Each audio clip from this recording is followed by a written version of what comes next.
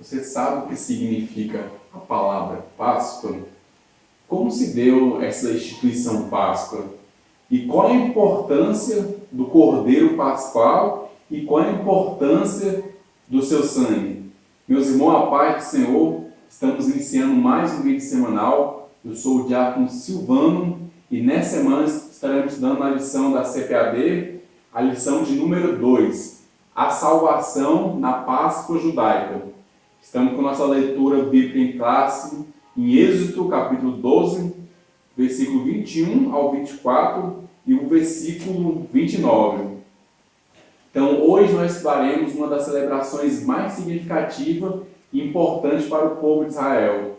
Era o momento em que eles estavam para celebrar e agradecer a Deus pelo tão grande livramento que Deus tinha dado a Israel. Então não perca, a lição de hoje está imperdível. Quero aproveitar e dizer para você não esquecer de deixar o seu like no canal, se inscreva no nosso canal e que Deus te abençoe, mano. Tópico de número 1, a instituição da Páscoa. Ponto 1, o livramento nacional. O tempo tinha feito com que o povo de Israel se esquecesse de guerrear, se esquecesse de como era uma guerra, e eles estavam, de certa forma, envolvidos com aquela cultura do Egito, e eles estavam se ligando demais com aquele povo, e acabam também adorando aquele povo do Egito, estavam já vivendo com aquele costume do Egito, e chegou um momento que Deus se lembrou de Israel, chegou o tempo de Deus tirar o povo de Israel daquela situação. Foi um tempo em que Deus tirou, quando a palavra de Deus fala assim, e Deus se lembrou, não está querendo falar que Deus se esqueceu, mas está falando a situação em que chegou o momento de Deus tirar Israel ali do povo, tirar Israel ali do Egito, né? Livrar eles do Egito. Então, o povo de Israel ali, eles eram escravos, não só humanamente, eles não eram escravos só no sentido de pessoas, que Deus não fez o ser humano para no sentido de dominar. Existe sim hierarquia, como existe hierarquia nos anjos e também hierarquia nas potestades, como a palavra de Deus fala. Mas Deus não fez o ser humano para dominar o outro, mas sim para ter hierarquia, né? Uma questão assim de organização. E ali eles eram escravos porque eles eram dominados pelo povo do Egito, e também eles eram escravos espiritualmente porque eles já estavam servindo a outros deuses, coisas que o Senhor não se agradava, né? Deus ele, de certa forma, ele tem um zelo, ele tem um ciúme, que ele não se agrada quando a gente coloca um Deus, uma imagem, no mesmo patamar que ele. Deus não se agrada quando alguém coloca uma imagem, escultura, ou outro ser do mesmo patamar como você olha para Deus. Aí Deus ele tem ciúme disso, né? Ele fala, não, a adoração tem que ser exclusiva para Ele. Assim como Jesus me falou que Jesus ele é o caminho, Ele é a verdade e a vida. Então, há só um caminho, há só um Deus que nós devemos olhar exclusivamente para Ele. Então, e aquele povo naquele momento, eles estavam escravos espiritualmente porque eles estavam olhando para esses outros deuses também. Estavam adorando os deuses do Egito, estavam vivendo a cultura do Egito e eles eram escravos pelos egípcios. Esse é o ponto de número 1. Ponto de número 2, a libertação da escravidão. Como é que foi essa libertação? Então a Bíblia nos relata, lá em Êxodo capítulo 12, versículo 40, que o povo já estava sendo escravizado há 430 anos. Como é que começou essa escravidão? A escravidão começou a partir do momento que o José morreu e também que o faraó, que sabia que eles estavam, porque eles estavam no Egito, também morreu. Então, José morreu e o faraó que também permitiu eles estar lá também morreu. O novo faraó que estava naquele momento no Egito, ele começou a se sentir confrontado pelos israelitas, né? pelo aquele povo, pelos hebreus. Foi então que eles começaram a escravizar aquele povo. Eles iam escravizando e humilhando eles. Eles não tinham independência política, eles não tinham independência social, eles não tinham independência para nada. Sempre eles tinham que estar dependendo daquele povo em todas as situações, né? Aí em Êxodo, capítulo 6, versículo 5, foi a passagem que eu falei. Aí a Bíblia fala assim, Deus se lembrou do povo. Depois de passar 430 anos, e Deus se lembrou que tinha feito uma promessa para Abraão, para Isaac e para Jacó, que eles viveriam numa terra que mana leite e mel. E a Bíblia fala que ele ficou com o tempo ali, e a Bíblia fala que ele ficou 40 anos ali no deserto, né? Por que eles ficou 40 anos? Porque eles ficavam murmurando, eles ficavam só andando em redor, e porque ficavam murmurando, a bênção do Senhor só foi tardando.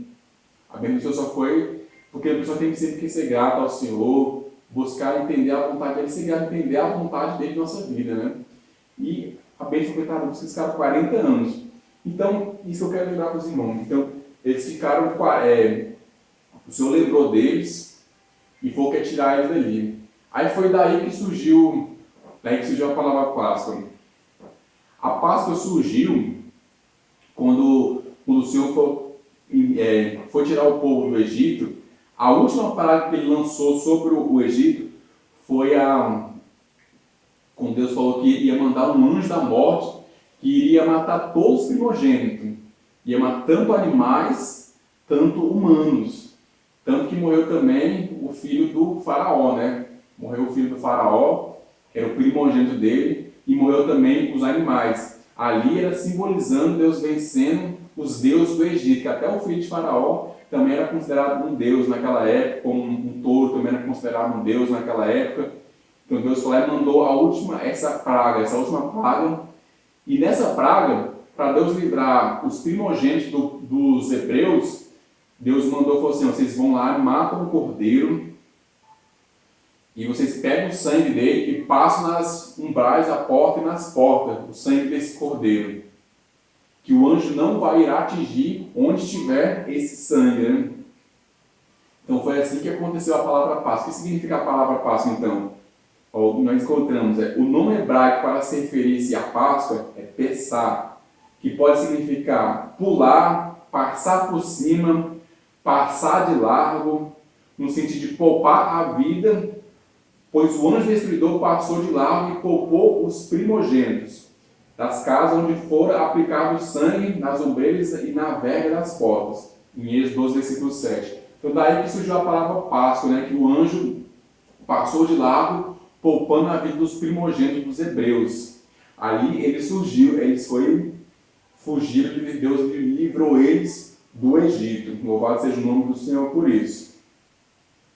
Então, a orientação que Deus deu para eles de passar o sangue protegeu o povo do Egito. Ponto de número 3. A nova celebração judaica. Então, depois de eles terem sido livrados, depois de eles terem sido libertos daquele Egito, eles celebravam. Como é que era a celebração, então? Que é aí que surgiu a celebração da Páscoa, né? Que é uma que é feito hoje por muitas pessoas que não tem nada a ver, que nem sabem como realmente surgiu essa data.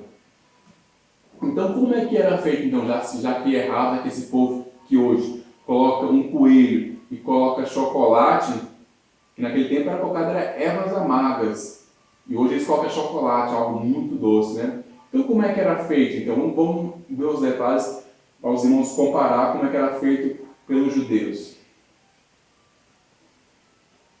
Então, como nós vimos, essa festa passou a ser a nova festa religiosa. Eles passavam 8 dias comendo. O prato principal era o cordeiro. Eles matavam um cordeiro e quando a família era pequena, eles poderiam dividir para outra família, né? Juntavam as famílias. E tinha as ervas amargas. As ervas amargas eram simbolizando a amargura que eles passaram no Egito, o tempo que eles passaram ali no Egito. E também tinha os pães asmos. Como é que eram esses pães asmos? A Bíblia fala que eles eram pão sem fermento. Por que sem fermento? Significando que foi rápido, que não dava tempo, que não daria tempo de a massa levedar.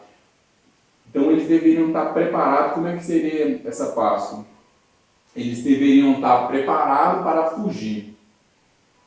Então, alguns, segundo alguns relatos que eu li, alguns falam que eles já comemoravam a Páscoa antes mesmo de ter saído ali do Egito. Que eles já estavam comemorando, comendo ali, e já sabendo que Deus ia livrar eles. Então, quando eles estavam comendo ali, quando Deus mandou eles, quando eles passaram os umbrais ali, eles já comiam dessa forma, já esperando que Deus ia livrar eles. Então, aí, segundo os historiadores, segundo as histórias que eu vi, eles comiam de pé e vestido e com um cajado na mão. E eles não colocavam fermento na massa, porque eles saberiam que não ia dar tempo de esperar a massa crescer, não. Se desse a hora, eles já tinham que fugir do Egito, tinham que sair do Egito. Então, assim, eles continuaram fazendo isso. Durante 8 dias, eles ficavam fazendo isso. Para lembrar que o Senhor tinha tirado eles do Egito, né? Toda vez eles faziam isso. Também isso é uma coisa que nós devemos também tirar para nós também. Porque o Senhor também nos tirou do mundo. O Senhor também nos tirou da escravidão do mundo, né? O Senhor nos deu muito livramento para a gente. Então nós temos que ser gratos a Deus, também lembrar das bênçãos que o Senhor tem feito em nossa vida. Então assim que era feita a celebração judaica da Páscoa. Ponto de número 2. O Cordeiro da Páscoa. Ponto 1. O Cordeiro no Antigo Testamento. Só para lembrar para os irmãos também, que essa libertação que eles tiveram do Egito, aqui o nosso autor falando é como se fosse uma independência, né? Que o Brasil, no dia 7 de setembro, tem a independência do Brasil, né? Para eles, era como se fosse isso também, é como se fosse uma nação gritando independência, recebendo a independência daquele povo do Egito. E assim foi para eles também, considerado para eles. Então, agora acabamos com esse ponto, com esse tópico, né, que foi dividido em 3 pontos, ponto 1, ponto 2, ponto 3.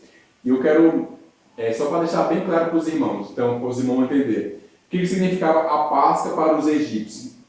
Para os egípcios significava que um juízo divino sobre o Egito.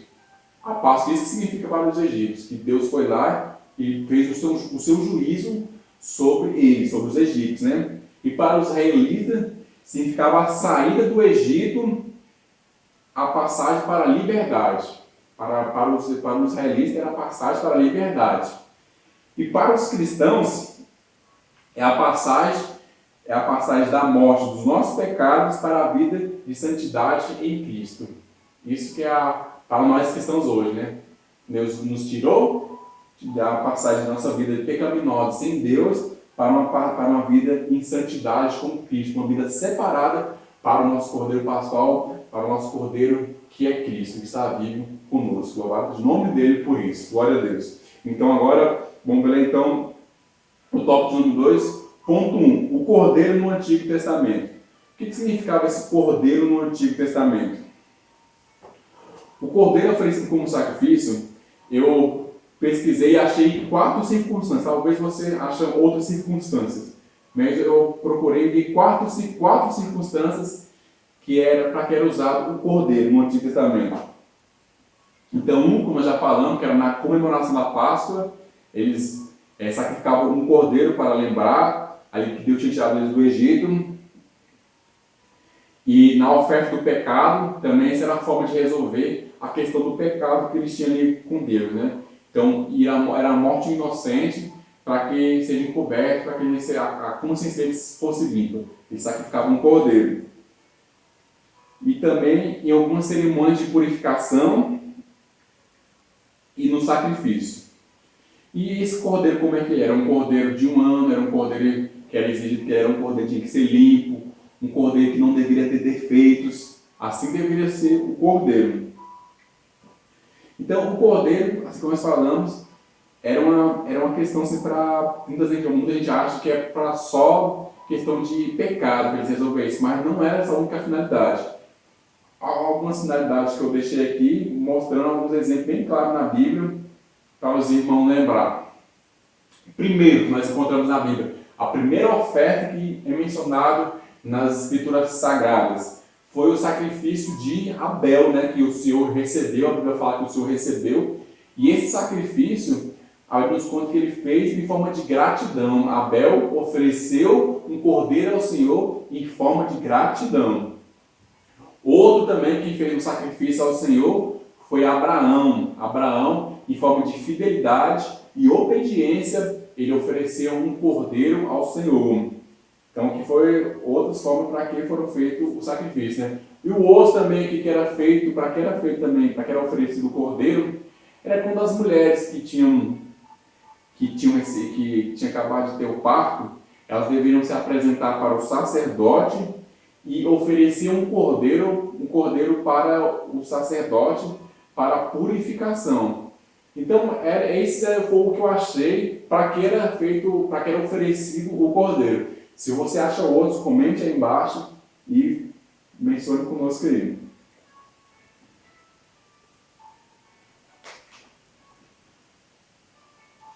Se esse foi o cordeiro, como é que é usado no Antigo Testamento, né?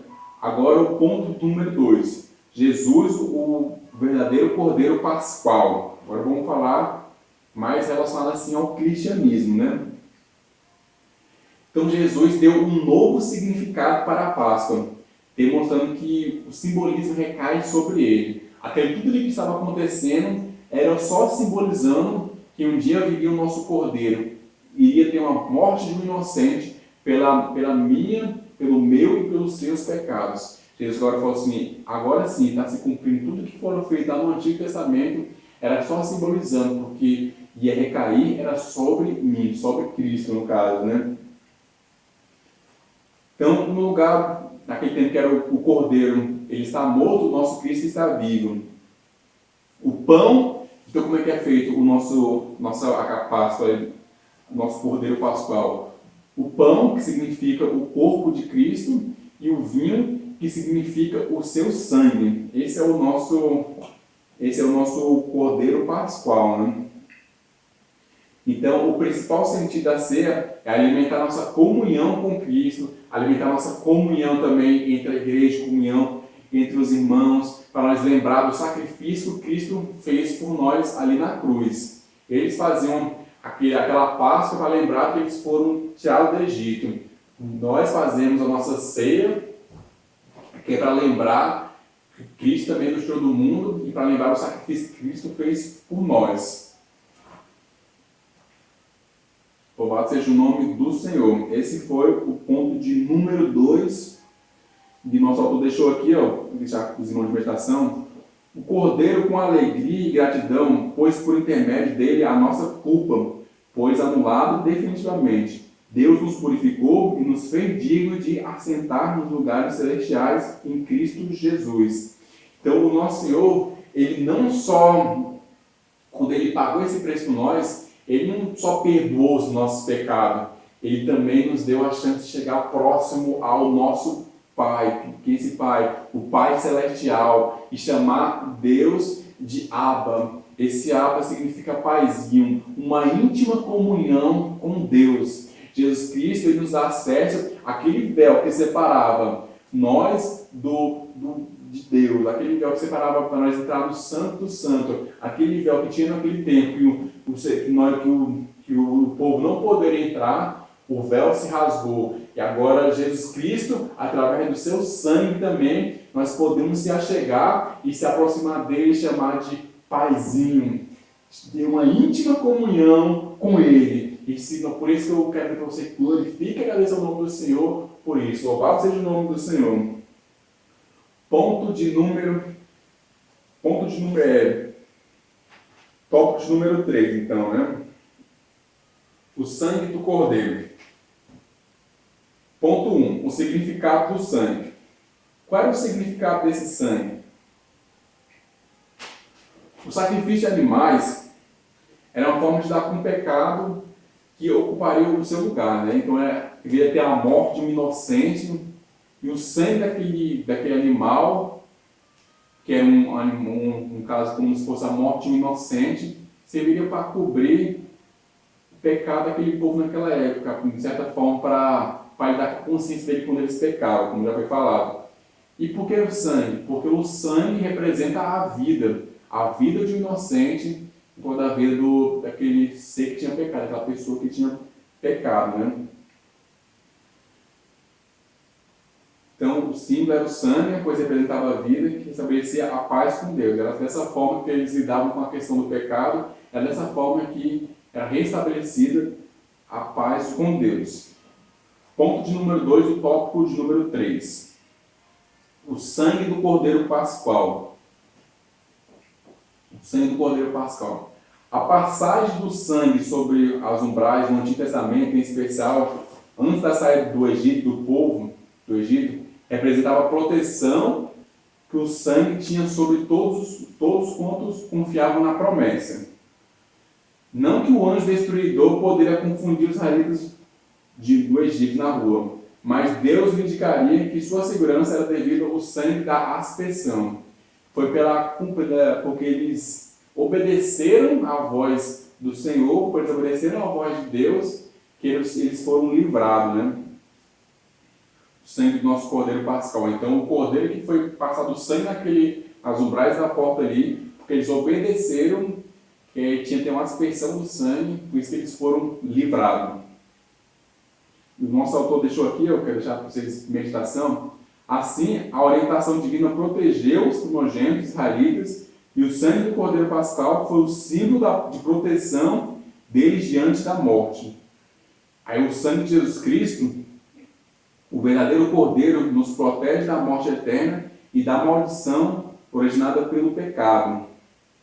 Então, assim como o sangue do Cordeiro protegeu eles da morte naquela época, o anjo da morte passou e livrou eles da morte, assim o sangue de Jesus Cristo, ele também nos livra da morte eterna, nos livra da condenação eterna e nos traz paz com Deus. É assim como já falado, vale a pena repetir que o sangue de Jesus Cristo não é só para nos perdoar, mas também para nos trazer íntima compaixão, íntima comunhão com Deus, de tal forma que nós podemos chamar Deus de Abba, que significa paizinho, uma íntima comunhão com o Eterno. Louvado seja o nome do Senhor por isso.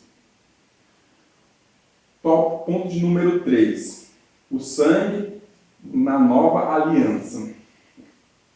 Então, enquanto no Antigo Testamento o sangue do animal inocente representava o homem diante de Deus para a remissão dos pecados, na graça, o sangue de seu Filho, ele me representa e me traz ter acesso com Deus, me permite chamá-lo de paizinho, assim como nós já falamos. Então, né? Estamos concluindo, querido. Então, que você entenda que o sangue de Jesus Cristo pagou por você, é isso que nos traz agora comunhão com Deus. Que você venha valorizar a comunhão que você tem com o Eterno, a comunhão que você tem com o Senhor, e chamando Ele de paizinho, tendo uma íntima comunhão com Ele. Então, quero concluir dizendo que a Páscoa não celebra um rito judaico. Isso ficou para trás, como sombra que apontava para Cristo, mas anuncia sim que é a ressurreição de Cristo. Louvado seja o nome do Senhor. Então a Páscoa que nós fazemos hoje tem nada a ver com coelho, mas sim é para nós lembrar da ressurreição de Cristo, que foi na Páscoa, no domingo, né, querido? Então, que Deus te abençoe. Até a próxima lição, querido.